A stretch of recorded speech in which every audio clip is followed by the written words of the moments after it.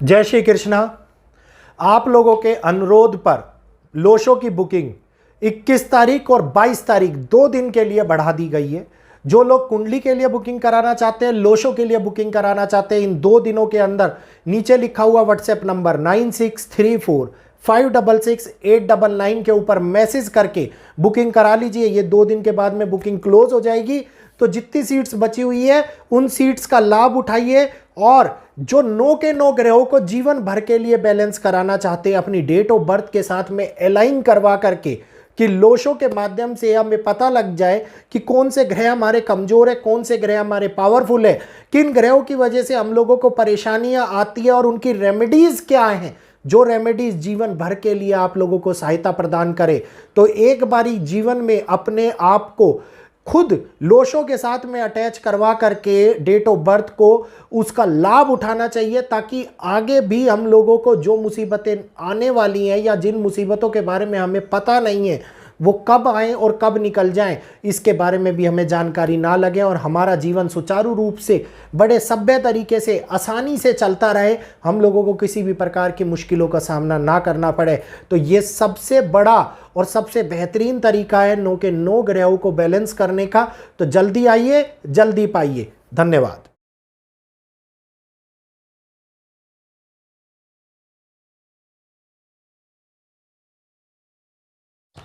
जय श्री कृष्णा, अभिनंदन।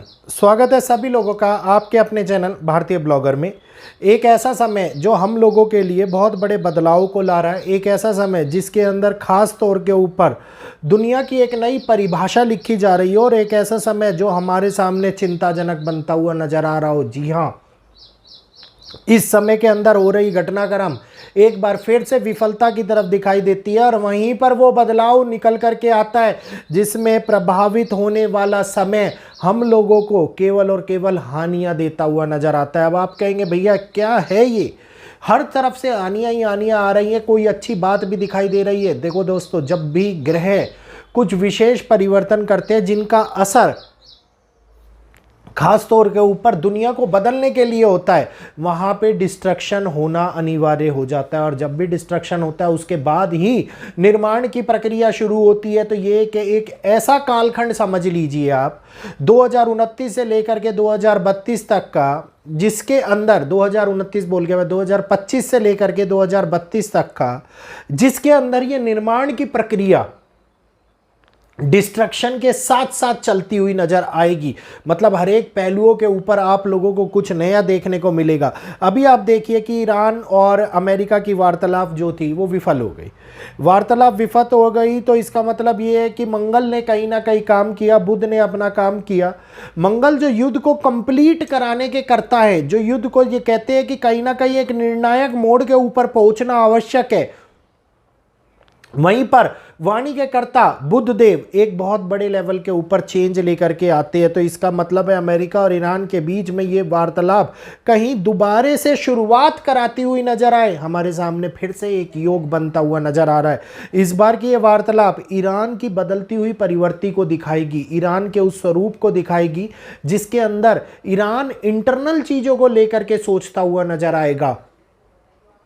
अभी तक वो केवल और केवल ईगो के कारण, अब अमेरिका अपनी ईगो के कारण एक ईगो क्लैश का युद्ध बना हुआ है। अब ईरान अपने बारे में सोचता हुआ नजर आएगा, और ये बुद्धि को ठीक ढंग से, क्योंकि धीरे धीरे बुद्ध भी उस स्तर की ओर बढ़ते हुए जा रहे हैं जहां पर रिजल्ट थोड़ा सा पॉजिटिव आने स्टार्ट हो। तो ये ईगो का क्लैश हमारे सामने पर्सनल लाइफ के ऊपर अटैक करता हुआ दिखाई देगा। मंगल और शनि का युति जो 11 मई तक हमारे सामने बनी हुई है, एक साथ बने हुए हैं, ये कारक है युद्धकर्ता परिस्थितियों के, ये कारक है उस विफलताओं के जिसके अंदर युद्ध को रोका नहीं जा सकता। तो इस समय के अंदर ये सुधार आना आवश्यक है, लेकिन ये घटनाक्रम 30 अप्रैल के बाद में जब बुध का राशि परिवर्तन होगा, बुध मीन राशि से निकल करके अगली राशि मेष के अंदर परिवर्तन करेंगे, और मेष में सूर्य के साथ जाकर के बैठेंगे तो चीज़ें और थोड़ी सी सुधार की बनती हुई नज़र आने वाली है। तो 15 मई तक का समय थोड़ा सा वॉलेटाइल जरूर है, युद्ध का कारक बनाता हुआ बार बार नज़र आ रहा है। बार बार स्थितियों को एक के बाद एक, कभी स्थिति ठीक होती है, कभी खराब होती है, कभी ठीक होती है, कभी खराब होती है, इस प्रकार की हानियों को लेकर के आता हुआ नजर आ रहा है। लेकिन इसी मध्यांतर के अंदर आप सभी लोगों से निवेदन करना चाहूँगा कि जल्दी से चैनल को सब्सक्राइब कर लीजिए, बेल आइकन को ऑल पर कर लीजिए, वीडियो को लाइक करते हुए आगे शेयर कीजिए, ताकि आगे आने वाली विस्तृत जानकारी जो मेदिनी ज्योतिष और आपकी वैदिक ज्योतिष के आधार पर आप लोगों को दी जाती है, आप लोगों के लिए एक अच्छी चीज निकाल करके ला पाए और आप लोग उस जानकारी को प्राप्त कर करके अपने आसपास के माहौल में होने वाले बदलाव से पहले से सावधान हो पाए। तो जल्दी से चैनल को सब्सक्राइब कीजिए, क्योंकि ये दौर है परिवर्तन का और 14 तारीख तक का होने वाला ये बदलाव, जिसके बाद में 14 तारीख को सूर्य का राशि परिवर्तन होगा और सूर्य का राशि परिवर्तन हम लोगों के सामने उस समय को, उस अवधि को लेकर के आएगा जहां पर ये दोनों ही ग्रह अलग तरीके से काम करेंगे, क्योंकि मंगल और सूर्य भी एक साथ होना एक अलग बदलाव, एक अलग कंडीशंस को हमारे सामने निकाल करके लाता है। इसके बारे में डिटेल वीडियो मैं आप लोगों को दूंगा, क्योंकि दोनों ही अग्नि कारक ग्रह हैं और अग्नि कारक के ग्रह अग्नि की राशि के अंदर जब जाएं तो क्या हालात और भी ज़्यादा गंभीर हो सकते हैं, क्या मुसीबतें बहुत बड़े लेवल के ऊपर हमारे सामने आ सकती हैं। तो इस टाइम पीरियड के अंदर क्या क्या हो सकता है, इसके बारे में आगे बात करेंगे। फिलहाल ये लोग समझौते के मूड में, वार्तालाप के मूड में बनते हुए नजर आते दिखाई देंगे, क्योंकि चीज़ें जहां पे बार बार अटकाव को लेकर के आ रही थी, वहां पे कॉम्बिनेशन बन रही है कि ये लोग अब अपने बारे में सोचना शुरू करें। अमेरिका अपने बारे में सोचे कि मुझे इस युद्ध से क्या फ़ायदा होगा, क्या युद्ध रोकना सही होगा। ट्रंप इस बारे में सोचे कि हाँ, अब हालात बहुत ज़्यादा मेरे अगेंस्ट जा रहे हैं, मेरे को ये रुकना चाहिए। ईरान अपने बारे में सोचे कि, तो हर एक लोग अपने कंफर्टेबल पोजीशन को देख करके फैसले लेने की शुरुआत करते हुए नजर आए।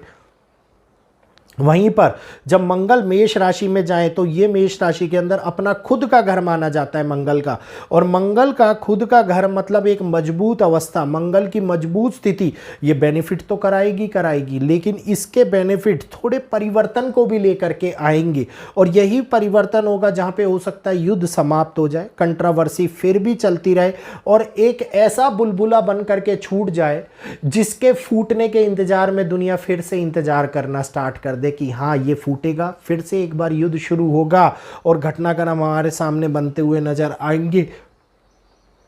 तो मजबूत होने के बाद भी 11 मई के बाद बनने वाले योग लगभग मैंने आप लोगों को 11 मई से लेकर के 15 जून तक का जो समय दिया है, ये मेष राशि के मंगल को लेकर के जो उनकी मूल अवस्था है, मूल त्रिकोण की राशि है। और मंगल की मूल त्रिकोण की राशि की एक अच्छी बात ये है कि ये लोगों को सकारात्मक परिणाम भी देती है, लोगों को सिखाती भी है, लोगों की मजबूती को भी दिखाती है। और यही वो परिवर्तन होता है जिसके परिणाम हम लोग ये सोच करके चर्चा करें कि हाँ अब कुछ होना तय हो गया है, जहां एक निष्कर्ष निकलने वाली बात हमारे सामने निकल करके आए। क्योंकि ईरान फिलहाल झुकने को तैयार नहीं है, समझौता करने को तैयार नहीं है, हानियां बढ़ती जा रही हैं उसके प्रति। तो इस हानियों को, इस वार्तालाप को विफलता की ओर ले जाने की बजाय अगर वो बदलाव की ओर लेकर के आए तो इस सेंसिटिव टाइम के अंदर उसके एक उम्मीद की किरण जागृत होती हुई दिखाई दे सकती है। शनि मीन राशि में है, मंगल के साथ में युति संबंध बनाए हुए और ऐसी परिस्थितियों को जन्म दे रहे हैं जो बहुत बड़े लेवल के ऊपर समुद्री घेराव को दिखाती है, समुद्री इलाकों में होने वाली संभावनाओं की उस कड़ी को जोड़ती है जिस कड़ी के अंदर मुसीबतें जन्म लेती है। तो इक्वेशंस तो पैनिक बनी हुई हैं, लेकिन वहीं पर एक क्वालिटी टाइम का समय भी निकल करके जब आगे हमारे पास में आएगा तो सप्लाई चेन जो डिस्टर्ब हुई है, हो सकता है स्थितियां कुछ सुधरने वाली बन जाए। हो सकता है जिनकी हम कामना कर रहे हैं, जो दिक्कतों को हम देख रहे हैं, वो साबित मतलब एक स्थिति के अंदर एक तरीके से क्रमबद्ध तरीके से बनती हुई नजर आती दिखाई दे। क्योंकि अगर ऐसी स्थितियों में वार्तालाप विफल होती है तो ये परिस्थितियां लगभग पूरे जून को खींच जाएंगी। और पूरे जून को खींचने का मतलब है कि कहीं ना कहीं पर रोजगार के ऊपर पड़ने वाले असर जो शुरुआत हो चुकी हैं और भी ज़्यादा खतरनाक होते हुए नजर आएंगे, मुसीबतें और बढ़ती हुई नजर आएंगी। एक लंबा समय जहां पे शनि का भी अंतराल पीरियड बदलाव की ओर गुजरेगा और वो स्थिति जब 2026 और 2027 2028 को एक निर्माण की तरह कैरी फॉरवर्ड करती हुई नजर आएगी, तब हम ये देखेंगे कि हाँ, कहीं ना कहीं मिड जून के बाद का समय जो हमारे सामने आर्थिक स्थितियों को कमजोर जरूर कर रहा है, लेकिन वहीं पर युद्ध वाले हालातों को बदलने का भी कारक बनता हुआ नजर आ रहा है। तो उम्मीद करूंगा ये वीडियो आप लोगों को अच्छा लगा होगा। मैंने पॉजिटिव फैक्टर दिखाने का भी प्रयास किया है कि किस प्रकार से ग्रहों का पॉजिटिव रिजल्ट भी हमारे सामने आता है, लेकिन नेगेटिविटी ज़्यादा होने की वजह से वो रिजल्ट विफल हो जाता है।